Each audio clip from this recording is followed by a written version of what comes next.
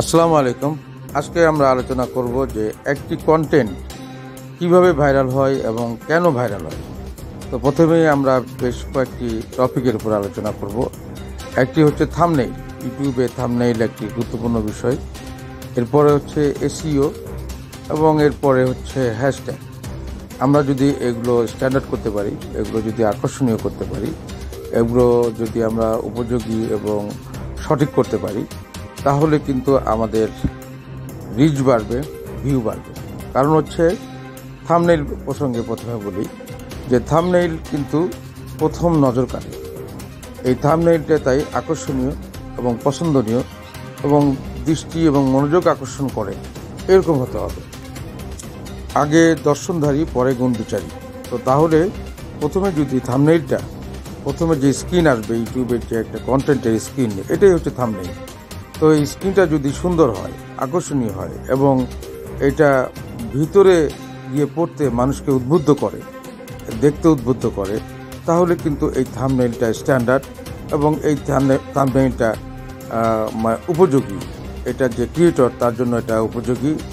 এই বিষয়গুলো আমাদের খেয়াল রাখতে হবে যে থাম্বনেইলটা এমন কিছু বাক্য থাকবে, এমন কিছু শব্দ থাকবে এবং স্ক্রিনটি এমন আকর্ষণীয় হবে যাতে মানুষ এর ভিতরে গিয়ে পড়তে উদ্বুদ্ধ হয়, অনুপ্রাণিত হয়, উৎসাহিত হয় এবং তাদের এটি পড়লে ভালো লাগবে, এই অনুভূতি সৃষ্টি করতে পারে। একইভাবে ফেসবুকের যে ফার্স্ট স্ক্রিন, এটি যদি আকর্ষণীয় হয় এবং এটি যদি মানুষকে পড়তে, ভিতরে যেতে উদ্বুদ্ধ করে, অনুপ্রাণিত করে, অনুপ্রেরণামূলক হয় এবং এটি যদি পছন্দনীয় হয়, তাহলে কিন্তু মানুষের ভিতরে প্রবেশ করে দেখে। এটি যদি কন্টেন্ট ভালো না হয় তাহলে বেশিক্ষণ দেখে না, কিন্তু যদি এটি স্ক্রিনটি ভালো হয় তাহলে কিন্তু মানুষ প্রথমে এটি ক্লিক করে এবং দেখে। এবং এই ফেসবুকের যে কন্টেন্টের উপরে যে ডেসক্রিপশন, এখানে যে বর্ণনাগুলো থাকে, সেই বর্ণনায় যদি কন্টেন্ট সম্পর্কে কিছু বলা থাকে এবং কন্টেন্ট পড়তে উদ্বুদ্ধ করে, কন্টেন্ট পড়তে উৎসাহিত করে, এরকম কিছু বাক্য বা শব্দ থাকে, তাহলে কিন্তু মানুষ এটি পড়বে এবং এর ভিতরে গিয়ে দেখবে যে আসলে বিষয়টা কি এবং কি জানা যায়। এসইও এবং হ্যাশট্যাগ সম্পর্কে বলার আগে আমি একটু আলোচনা করি যে কিভাবে ভাইরাল হয় এবং কেন ভাইরাল হয়। ভাইরাল হয় দুটি কারণে। একটা হচ্ছে রিচ বাড়ে, ভিউজ বাড়ে। রিচ এবং ভিউজ কিভাবে বাড়ে? দুইভাবে বাড়তে পারে। একটা হচ্ছে যে দর্শকরা প্রথমে কন্টেন্ট দেখে, তারা যদি এটি শেয়ার করে তাহলে এটি রিচ বাড়ে এবং অনেকের কাছে এটা পৌঁছে যায় শেয়ার করার কারণে, এবং তখন ভিউজও বাড়ে। আরেকটি বিষয় হচ্ছে ইউটিউব কোম্পানি বা ফেসবুক এটি যখন বিভিন্ন মানুষের কাছে এটি পৌঁছে দেয়, এটি রিকমেন্ড করে, সাজেস্ট করে। তো তারা কেন সাজেস্ট করবে, কেন রিকমেন্ড করবে? তারা যখন দেখে যে একটি কন্টেন্ট কিছু সংখ্যক মানুষ দীর্ঘক্ষণ ধরে দেখছে, তখন তারা এটা বোঝে যে এটা ভালো টপিক, এটি একটি ভালো কন্টেন্ট এবং এটি পছন্দনীয় কন্টেন্ট। তখন তারা কিন্তু এটি বিভিন্ন জনের কাছে রিচ বাড়িয়ে দেয়, বিভিন্ন পৌঁছে দেয় এবং রিকমেন্ড করে, সাজেস্ট করে।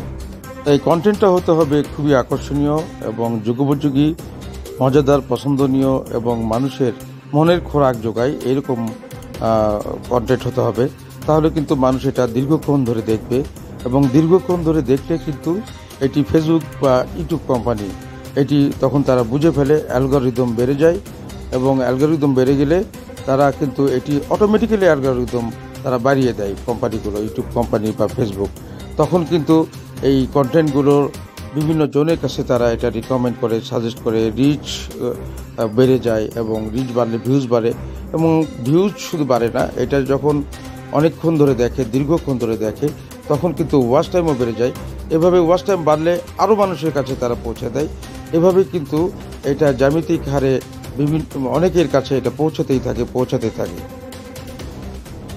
কন্টেন্টগুলো ট্রেন্ডিং হতে পারে, কন্টেন্টগুলো সমসাময়িক ঘটনাবলীর উপরে হতে পারে, আবার কন্টেন্টটি মানুষের জীবনে প্রয়োজন এরকম বিষয়েও কন্টেন্ট হতে পারে, শিক্ষণীয়, শিক্ষামূলক হতে পারে। আবার কন্টেন্টটি মজাদার, কৌতুকমূলক হতে পারে, আবার কোনো ভ্রমণমূলক হতে পারে।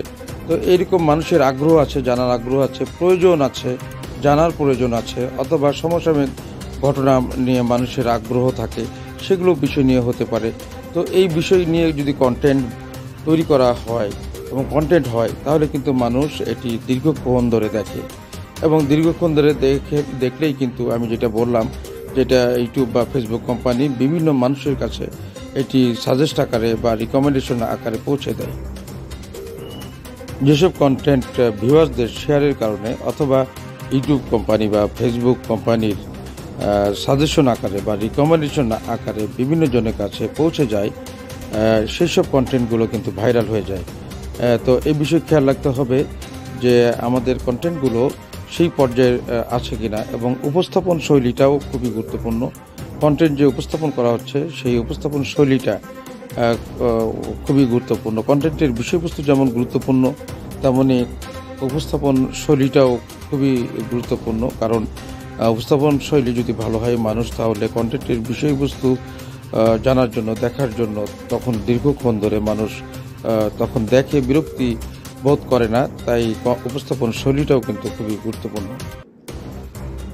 এরপর আমি আলোচনা করছি যে এসইও, সার্চ ইঞ্জিন অপটিমাইজেশন এবং হ্যাশট্যাগ নিয়ে। এগুলো আসলে আমরা যখন ইউটিউবে যে টাইটেল থাকে, যে বর্ণনা করি, যে বাক্যগুলো লিখি, সেগুলোকে আমরা এসইও, সার্চ ইঞ্জিন অপটিমাইজেশন বলি। কারণ এইসব বাক্য দিয়েই কিন্তু মানুষ একটি টপিক খোঁজে, একটি কন্টেন্ট খোঁজে। তো সার্চ ইঞ্জিন অপটিমাইজেশনে আমরা যেসব বাক্য লিখব, সেই সব বাক্য দিয়ে কি মানুষ আসলে কোনো কন্টেন্ট খুঁজতেছে?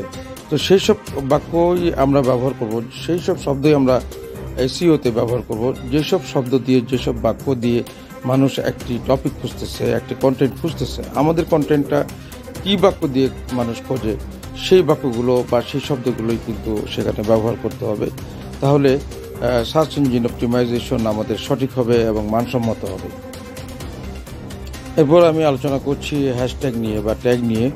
আমি আমার আগের ভিডিওগুলোতে হ্যাশট্যাগ বা ট্যাগ কীভাবে লিখতে হয় ইউটিউব চ্যানেলে সেটি আমি দেখিয়েছিলাম।